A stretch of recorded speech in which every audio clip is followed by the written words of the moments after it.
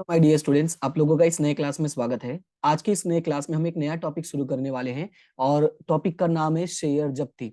इसके पहले की क्लास में मैंने आप लोगों को शेयर प्रीमियम से प्रकाशित किया जाता है तब रोजनामचा कैसे बनता है उसके बारे में बेसिक समझाया था और साथ ही साथ एक क्वेश्चन भी करवाया था जिसमें मैंने क्वेश्चन नंबर 9 करवाया था जो बेसिकली मार्च एग्जाम में पूछा गया क्वेश्चन था। तो उस क्लास को आप जरूर देख लेना और इसका मैंने प्लेलिस्ट बना दिया, प्लेलिस्ट में डिस्क्रिप्शन में आपको प्रोवाइड कर दूंगा। तो उस प्लेलिस्ट में जाके आपको जो टॉपिक से रिलेटेड प्रॉब्लम होती है उस टॉपिक की वीडियो पे क्लिक करके वो वीडियो आप देख सकते हैं, नोट्स बना सकते हैं। और यहाँ पे भी अगर आप नोट्स देखेंगे तो मैंने बहुत ही प्रॉपर तरीके से मेंटेन किया, जिससे क्या होगा, आपको कोई भी प्रॉब्लम नहीं होगी समझने में।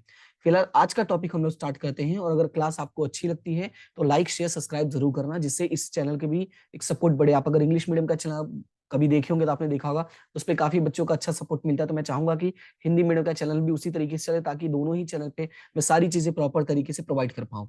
ठीक है, फिलहाल शुरू करते हैं और स्टार्ट करते हैं शेयर जब्ती।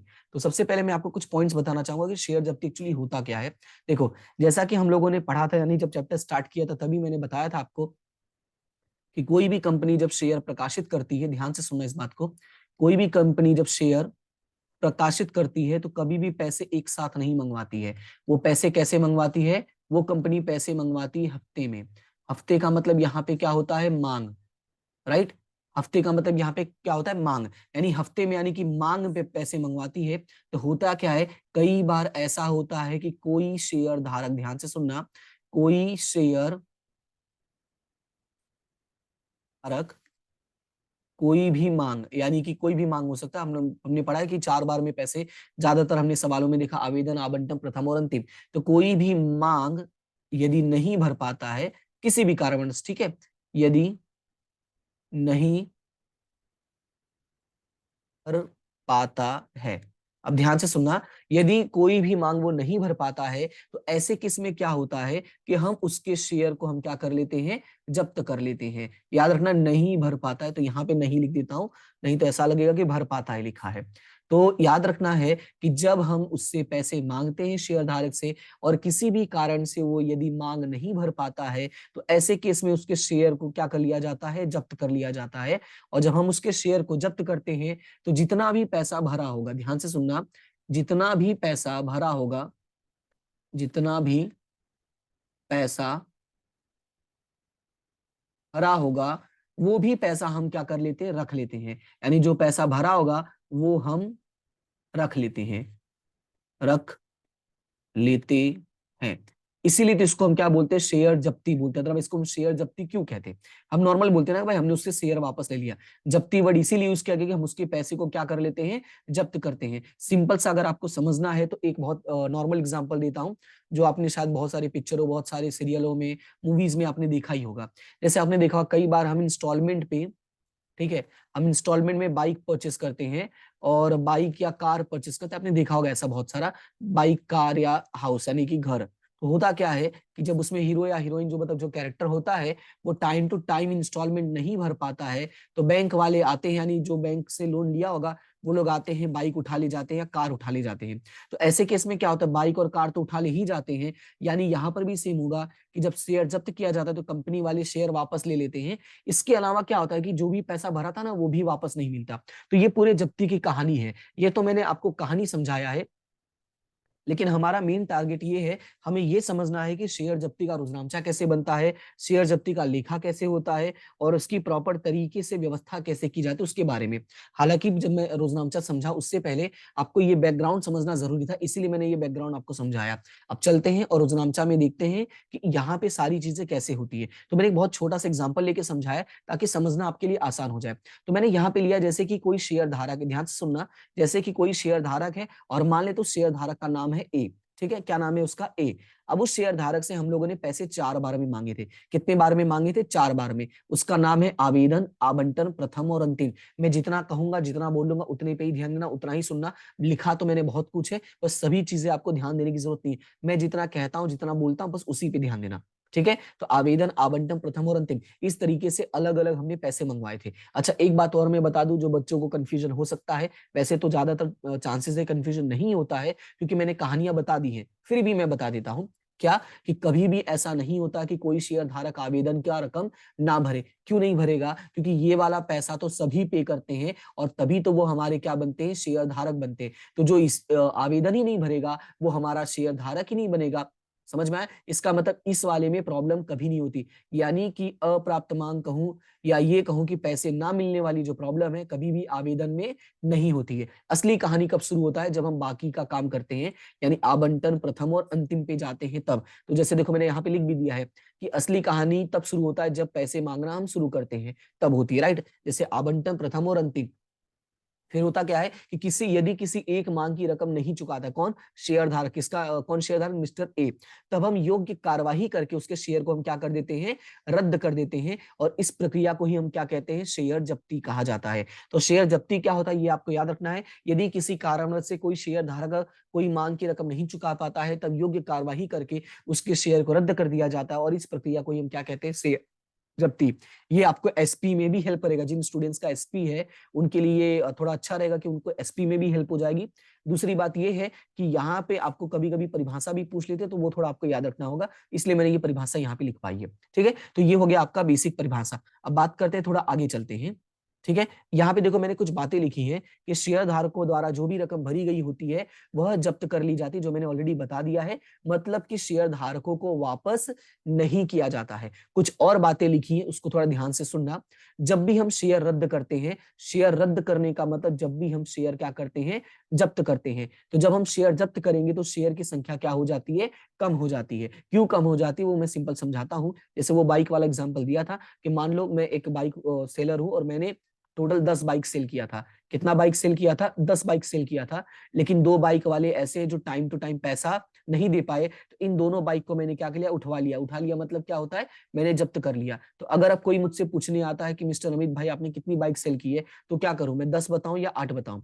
अगर मैं 10 बता तो गलत जानकारी हो जाएगी कि नहीं हो जाएगी? क्योंकि सच्चाई ये है कि उसमें से 2 तो मेरे वापस आ गए हैं। तो उनको मैं क्या बताऊंगा कि भाई साहब मैंने 10 तो सेल किया था पर 2 वापस आ गए। मतलब कितना मैंने एक्चुअली में भी सेल किया है? सिर्फ 8 सेल किया है।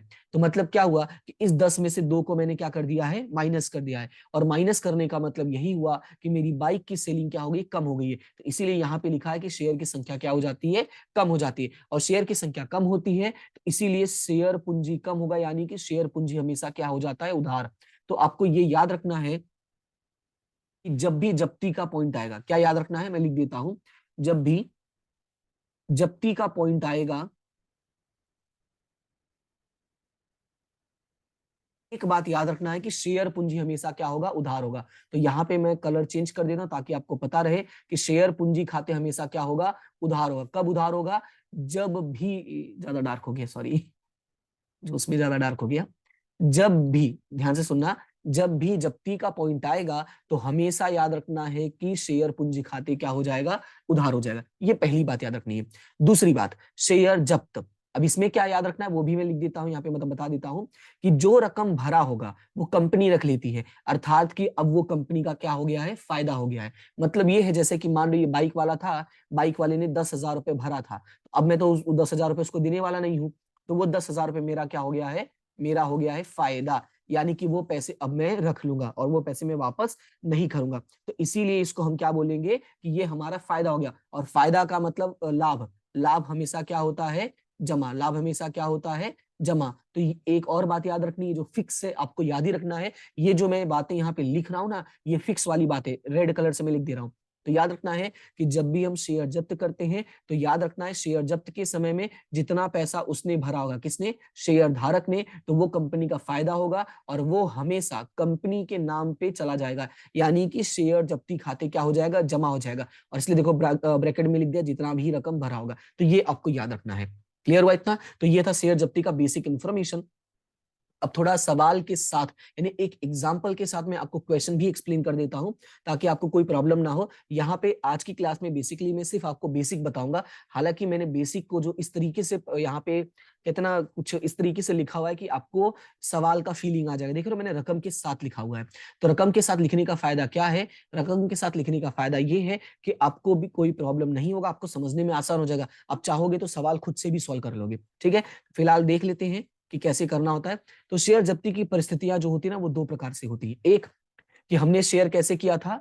हमने शेयर प्रकाशित किया था मूल कीमत पे, ध्यान से सुनना, ये हमने पढ़ा भी है कि शेयर मूल कीमत से प्रकाशित किया हो और या तो प्रीमियम से प्रकाशित किया हो। तो जब्ती का केस आएगा तो भी दो प्रकार का केस आएगा, यानी मूल कीमत से और प्रीमियम से, ठीक है। तो यहाँ पे पहले मैं मूल कीमत वाला केस समझाता हूँ। तो मूल कीमत का केस समझाने के लिए मैंने एक छोटा सा एग्जाम्पल लिया है, और एग्जाम्पल क्या है वो देखो कि 1000 शेयर हमने 10 रुपए के भाव से प्रकाशित किया था। ध्यान से सुनना, 1000 शेयर हमने 10 रुपए के भाव से प्रकाशित किया था। आवेदन के समय 3, आवंटन के समय 2, प्रथम के समय 2 और अंतिम के समय 3, राइट। यानी इस तरीके से हमने टोटल 10 रुपए जो थे आम जनता से मंगवाए थे। लेकिन हुआ क्या कि जो शेयर धारक था उसने सिर्फ कौन सी रकम भरी है, आवेदन की। ये सही का मतलब क्या होता है, रकम भरा, और ये गलत का मतलब क्या होता है, रकम नहीं भरा। ये मैंने आपको पिछले क्लास में भी समझा दिया है। सॉरी, थोड़ा कॉल आ गया था इसलिए लिंक टूट गया, तो मैं वापस बोलता हूँ जो मैं कह रहा था। मैं ये कह रहा था कि जहां पे सही का टिक होता है उसका मतलब होता है भरा, और जहां पे गलत का टिक होता है उसका मतलब नहीं भरा। ये आपको थोड़ा ध्यान रखना है कि मैं शुरू से ही इस बात को लेके चल रहा हूँ। जो स्टूडेंट्स भी मेरे तरीके से सॉल्व करते हैं वो इस तरीके को समझ जाएंगे, जो नहीं सॉल्व करते एक बार आप देख लेना पुरानी वीडियोस, ताकि आपको अंदाजा लग जाए, ठीक है। फिलहाल अब इनका रोजनामचा कैसे बनेगा वो मेन मुद्दा है। तो इनका रोजनामचा बनाने का बहुत आसान तरीका है। देखो, मैं एक सजेशन दूंगा। सजेशन क्या है कि जब भी आप ये जब्ती के सवाल सॉल्व करोगे तो कोशिश करना कि ऐसे पूरा लिख लेना। फायदा क्या होगा वो भी मैं आपको समझा देता हूं। पहला पॉइंट मैंने क्या कहा कि जब भी शेयर जब्त करोगे तो यहां पे देखो, सबसे पहले पूंजी खाते क्या होगा, उधार। ये दिख रहा है, थोड़ा ज्यादा डार्क कर दिया है तो मैं इसके नीचे ब्लैक लाइन कर देता हूं। देखो मैंने यहाँ लिखा है कि शेयर जब्ती खाते क्या हो जाएगा, सॉरी पूंजी खाते क्या हो जाएगा, उधार। पहला पॉइंट तो देखो यहाँ पे लिखा है शेयर पूंजी खाते उधार। बाकी चीजें मत देखो, जितना कह रहा हूं बस उतना ही देखना है। शेयर पूंजी खाते उधार, ये पहला पॉइंट हो गया। दूसरा पॉइंट मैंने क्या कहा था कि जितना रकम भरा होगा, ध्यान से सुनना, जो रकम भरा होगा वो कंपनी रख लेती है और उसको किस नाम से लिखते हैं, शेयर जब्ती खाते जमा के नाम से एंट्री करते हैं। तो जितना भी पैसा भरा होगा वो पूरा का पूरा पैसा शेयर जब्ती खाते जमा के नाम से चला जाएगा। ये दूसरा पॉइंट याद हो गया, ठीक है। ये दूसरा पॉइंट लिख लो। उसके बाद याद रखना है कि जो नहीं भरा है, जो नहीं भरा होगा, जो नहीं भरा होगा का मतलब क्या है कि जो जो चीजें उसने नहीं भरी होंगी, जैसे आवेदन, प्रथम और अंतिम, इस वाले केस में तीनों ही नहीं भरा है, तो जो जो नहीं भरा होगा उनको भी क्या कर देना है, जमा। उनको भी क्या करना है, उनको भी जमा करना है। क्लियर है, ये हो गया आपका तीसरा मुद्दा, याद रखना है। क्लियर है, तो ये याद रखना है, क्या याद रखना है कि जो नहीं भरा होगा, जो नहीं भरा होगा मतलब बेसिकली मैं बात कर रहा हूं मांग की, कि जो जो मांग नहीं भरा होगा वो उनको भी क्या कर देना है, जमा कर देना है। जैसे इस केस में, यानी इस वाले एग्जांपल में जो मैं टॉपिक लेके चल रहा हूं, इसमें अगर ध्यान से देखोगे तो क्या क्या नहीं भरा है, आवंटन, प्रथम और अंतिम। तो यहां पे देखोगे तो आवंटन, प्रथम और अंतिम तीनों को ही क्या किया है, जमा किया गया है। दिख रहा है कि नहीं, क्लियर हुआ। तो ये हो गया आपका तीसरा पॉइंट। अब इस पूरे मुद्दे में आपको तीन बातें याद रखनी है। पहला, पूंजी हमेशा उधार होगा, जब्ती हमेशा जमा होगा, और जो नहीं भरा वो भी हमेशा क्या होगा, जमा होगा। क्लियर हुआ इतना। वापस मैं कह देता हूं, सॉरी सॉरी, ये स्क्रीन बंद हो गया, एक मिनट। हाँ हाँ, सॉरी, वो गलती से कुछ दब गया था, पता नहीं क्या दबा था, ठीक है जो भी है। तीन बातें याद रखनी है। पहली बात कि पूंजी हमेशा उधार होगा, दूसरी बात जब्ती हमेशा जमा होगा, तीसरी बात जो नहीं भरा वो भी हमेशा क्या होगा, जमा होगा। क्लियर है, तो ये तीन बातें मैंने लिख दी। अब रकम कैसे लिखोगे वो भी मैं सिखा देता हूं। रकम लिखने का सबसे बढ़िया तरीका कि सबसे पहले जितना शेयर जब्त करने वाले हो वो शेयर की संख्या सभी में लिख लो। जैसे कि मैं यहाँ पे हाईलाइटर का यूज कर लेता हूं, येलो कलर का, ताकि आपको दिखाई दे। देखो, सब में सबसे पहले 1000 लिख देना, ठीक है। सब में सबसे पहले कितना लिख देना, 1000। रकम बाद में लिखना, रकम का भी मत सोचो, पहले क्या धड़ाधड़ 1000 लिख दो, ये काम हो गया।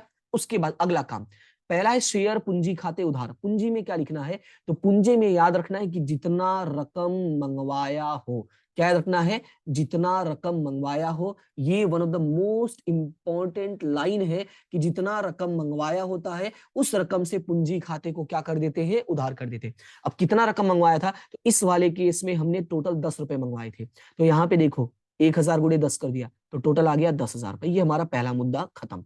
उसके बाद दूसरा पॉइंट, उसने क्या क्या नहीं भरा है, तो आवंटन, प्रथम और अंतिम, तो आवंटन में 2, प्रथम में 2 और अंतिम में 3। तो यहाँ पे देखो आवंटन में 2, प्रथम में 2 और अंतिम में 3, तो 2 2 फटाफट गुणा भाग कर दिया है, 2000 2000 और 3000। अब बात करते हैं जप्ती वाला। तो जप्ती में मैंने कहा जो भर दिया होगा, तो इस वाले केस में देखोगे तो कितना रुपए भरा है, सिर्फ आवेदन का यानी 3 रुपए। तो यहाँ पे देखोगे तो यहाँ पे लिखा है जप्ती खाते जमा 1000 गुणे 3, यानी कितना हो जाएगा, 3000 हो जाएगा। क्लियर है? तो इस तरीके से आपका जो है जप्ती का रुद्रांचा बन जाता है। बाकी यहाँ पे जो मैंने लिखा है वही थियोरी लिखा है, जो मैं आपको एक्सप्लेन कर रहा हूँ वही यहाँ पे मैंने लिखा है। तो ये था हमारा पहला मुद्दा कि जब शेयर को मूल कीमत पे प्रकाशित किया गया हो तब जब्त किया जाए तो कैसे रुद्रांचा बनता है। तो उम्मीद करता हूं कि ये मुद्दा, ये पॉइंट आपको समझ में आ गया होगा। अब दूसरा केस है कि जब प्रीमियम पर प्रकाशित किया गया हो। कैसे प्रकाशित किया गया, प्रीमियम पे। तो प्रीमियम वाला मैंने नीचे एक्सप्लेन किया, तो हम नीचे चलते हैं। जब प्रीमियम पे शेयर प्रकाशित किया गया हो तब कैसे बनेगा, वो थोड़ा ध्यान से सुनना है कि जब हम प्रीमियम पे प्रकाशित करते हैं तो प्रीमियम में प्रकाशित में 2 बातें आती हैं। ध्यान से सुनना, प्रीमियम पे जब हम शेयर प्रकाशित करते हैं तो प्रीमियम में 2 बातें आती हैं। पहली बात आती है कि प्रीमियम की रकम क्या हो, भरा हो। ध्यान से सुनना, प्रीमियम की रकम क्या किया हो, भरा हो। और दूसरी बात आती है कि प्रीमियम की रकम क्या किया हो, ना भरा हो। मैं वापस बोलता हूं, पहला केस आता है कि प्रीमियम की रकम भरा हो और दूसरा केस आता है कि प्रीमियम की रकम ना भरा हो। अब इन दोनों का मतलब क्या है वो मैं समझाता हूं।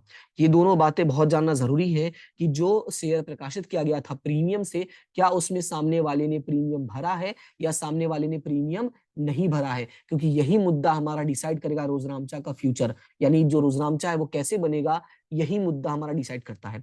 तो यहाँ पे मैंने फिर से 2 एग्जांपल लिया हुआ है। ये देखो एग्जाम्पल क्या लिखा है कि 1000 शेयर पे हमने 10 रुपए के भाव से प्रकाशित किया है। कैसे, 2 रुपए प्रीमियम के साथ, यानी टोटल हो गया है 12 रुपए। और यहाँ पे फिर से वही बात आ जाती है, आवेदन आवंटन प्रथम और अंतिम 3 2 2 3।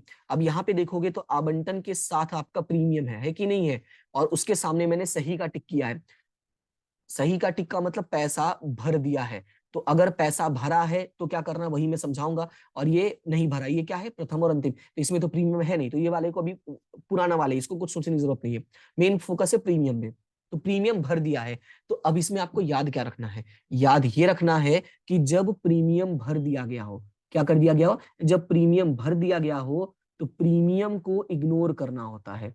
यानी कि प्रीमियम को ध्यान में नहीं लेना है कि प्रीमियम था भी कि नहीं था, उसको हम इग्नोर कर देंगे, प्रीमियम तो था ही नहीं। अगर प्रीमियम को इग्नोर करोगे तो मतलब क्या मान लोगे कि ये शेयर कैसे प्रकाशित किया गया था, मूल कीमत से ही प्रकाशित किया गया था।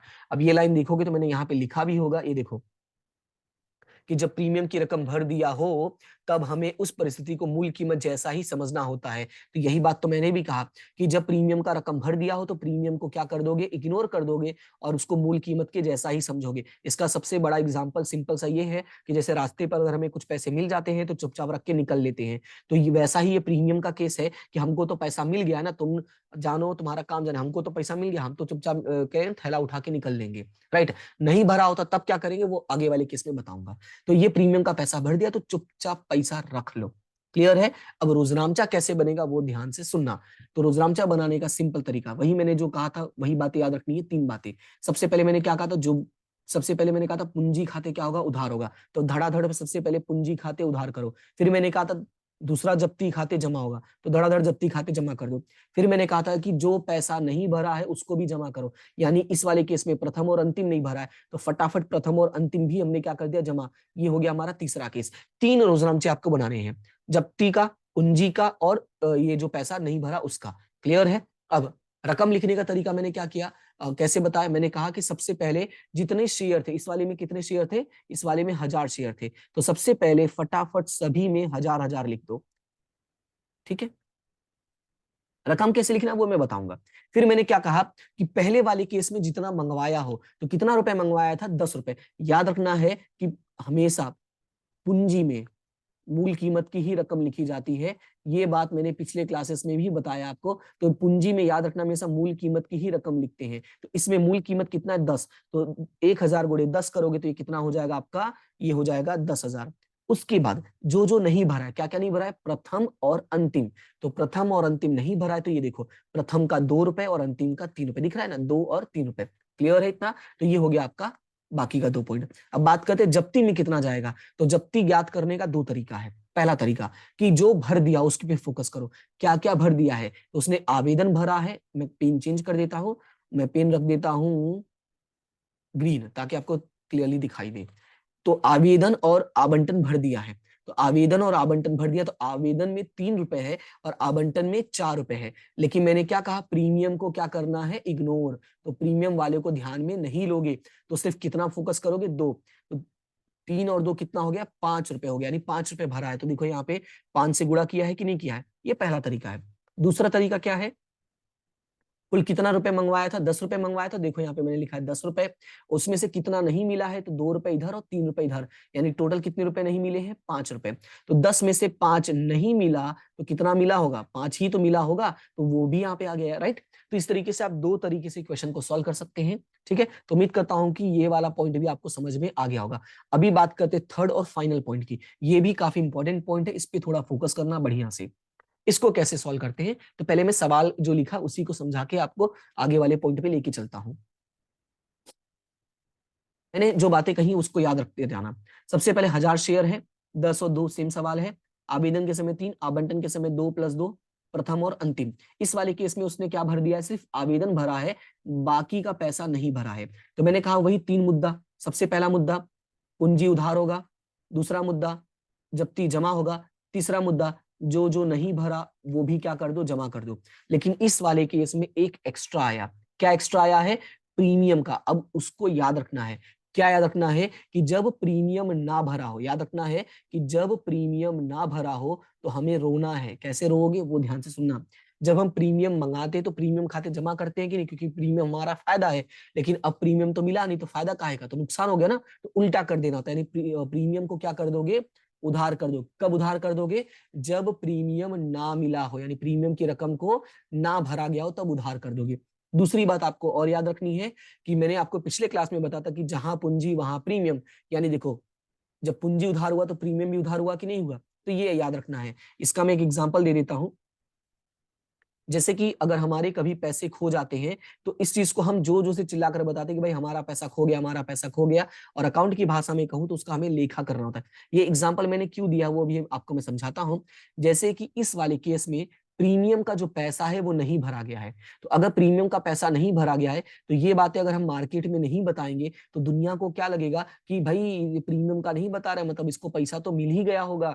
यानी मार्केट में गलत फहमियां फैलेंगी। तो बेटर है हम पहले से ही चूड़ी तोड़ना शुरू कर देते हैं, यानी कि रोना शुरू कर देते हैं। अब रोने का मतलब यहाँ पे क्या होगा कि भाई ये जो प्रीमियम की रकम जब मंगवाए थे तो हमने जमा किया था, तो अब हम क्या कर देंगे, उधार कर देंगे। समझ में आया। तो ये वाले केस में, प्रीमियम वाले केस में ये एक एक्स्ट्रा पॉइंट आता है, यानी इसमें 4 बातें याद रखनी है, बाकी सभी में 3 बातें। क्लियर है।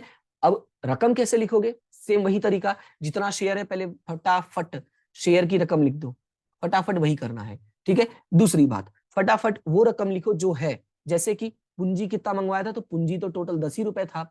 तो यहाँ पे अगर देखोगे तो मैं कलर चेंज कर देता हूं ताकि ये दिखाई दे। तो यहाँ पे देखो 10 रुपए कर दिया है। दूसरी बात, जितना नहीं भरा था फटाफट उनके में नाम लिख दो। जैसे आवंटन के समय कितने रुपए मंगवाए थे, तो हमने 4 रुपए मंगवाए थे। इस वाले केस में देखो 2 ही था। मैंने 2 वाले को इग्नोर करने के लिए बोला था। क्यों इग्नोर करने के लिए बोला था, क्योंकि ये प्रीमियम क्या कर दिया था, भर दिया था। पर ये भरा नहीं है तो इग्नोर नहीं करना है। तो यहाँ पे लिखोगे आवंटन में 4, ये देखो आवंटन में 4, प्रथम में 2 और अंतिम में 3। तो देखो आवंटन में 4, प्रथम में 2 और अंतिम में 3। क्लियर है। इसके अलावा 2 पॉइंट बचे हैं, एक आपका प्रीमियम का और एक आपका जब्ती का। तो प्रीमियम कितना है वो देख लो। तो प्रीमियम इस वाले केस में देखोगे, इस वाले केस में प्रीमियम कितना है, 2। तो यहाँ पे देखो प्रीमियम खाते उधार कितने से किया, 2 से। तो 1000 × 2 ये रकम का तो हो ही जाएगा। अब कितना भर दिया है, तो भरा तो सिर्फ 3 ही रुपए है ना, तो जब्ती में कितना जाएगा, सिर्फ 3 रुपए जाएगा। क्लियर है। तो ये है हमारा जब्ती का रोजन नामचा। क्लियर है। तो मैंने आपको तीनों केस समझा दिया है, और एग्जाम में यही 3 में से सवाल आता है। आपको मैं ये जो थ्योरी है इसको बढ़िया से देख लेना, और जो मैंने नोट्स यहाँ पे बनाए हैं, जो रीजंस मैंने लिखे हैं, उन रीजंस को नोट कर लेना, ताकि आपको एग्जाम के समय प्रैक्टिस करने में दिक्कत ना हो। एग्जाम में अभी टाइम है तो प्रैक्टिस तो करना पड़ेगा ना, तो बीच बीच में प्रैक्टिस करते रहना। कोई भी समस्या हो जाती है तो बताना जरूर। फिलहाल मैं उम्मीद करता हूँ कि क्लास आपको समझ में आ गई, और क्लास समझ में आ गया है तो आपको 3 काम करना है। वो क्या करना है, सबसे पहले वीडियो को तो लाइक कर दिया करो, दूसरा ये है कि अपने दोस्तों के साथ भी शेयर किया करो, ठीक है। शेयर करना बहुत अच्छी चीज होती है, बोलते हैं ना शेयरिंग इज केयरिंग। तीसरी बात आपको ये याद रखनी है कि अगर चैनल को सब्सक्राइब नहीं किया तो सब्सक्राइब जरूर करना, और इसके साथ एक्स्ट्रा जो याद रखना है वो ये है, कमेंट जरूर किया करो, अच्छा बुरा जो भी कमेंट है वो किया करो। इससे मुझे मोटिवेशन मिलता है। जैसे क्लास में होता है ना, आपने देखा होगा कि अगर आप कोई सवाल टीचर समझा रहा है और पूछे कि समझ में आ गया, और सारे बच्चे बोलते हैं हाँ सर समझ में आ गया, तो देखो फिर वो एक सवाल और करवा देते हैं, यानी कि उनका जो कहते हैं ना कि मोटिवेशन होता है वो बढ़ जाता है। इन सेम वे मेरा भी मोटिवेशन बढ़ जाएगा जब आप बोलोगे yes sir understood, yes sir समझ में आ गया। जो भी मुद्दा होता है ना, जो भी पॉइंट आपको लिखना होता है वो लिख सकते हो, ठीक है। फिलहाल आज के लिए इतना ही, मिलते हैं नेक्स्ट क्लास में, तब तक के लिए thank you so much and have a good day.